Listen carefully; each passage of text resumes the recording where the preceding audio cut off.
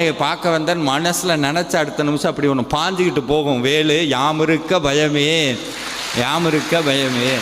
இன்னைக்கு பரிகாரம்ங்கிற பேரில் நம்ம எல்லாத்தையும் பண்ணுறோம். தவறு இல்லை. ஏன்? நம்மளுக்கு வழி தெரியலை, வழி நம்மளுக்கு தெரியல. இந்த பரிகாரம் பண்ணும்போது ஏன் சென்ட்ட நிறையா பேர் கேட்பாங்க, நாங்கள் போகாத கோயில் இல்லை, பண்ணாத பூஜை இல்லை, கும்பிடாத தெய்வம் இல்லை, எல்லாம் சொல்கிறோம். ஏன் எனக்கு பரிகாரம் பலிக்கலை அப்படின்னா ஒன்றும் இல்லை. இன்றைக்கி நான் உங்கள்கிட்ட சொல்கிறேன், உங்களுக்கு ஏதோ ஒரு பிரச்சனை இருக்குன்னு வைங்க. உதாரணத்துக்கு கடன் தொல்லை தீரணும் அப்படின்னு ஒரு வச்சுக்குவோம். கடன் தொல்லை தீரணும், வேல்மாறல் படிங்க அப்படின்னு சொல்கிறேன். வேல்மாறல் படிக்கும்போது நீங்கள் என்ன நினச்சிட்டு படிப்பீங்க?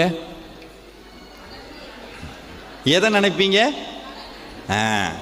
கடனை நினைப்பீங்க. முருகனை அவர் சார் எங்களுக்கு கடன் தீரணும் சார். ஒரு உண்மையை சொல்லட்டுமா?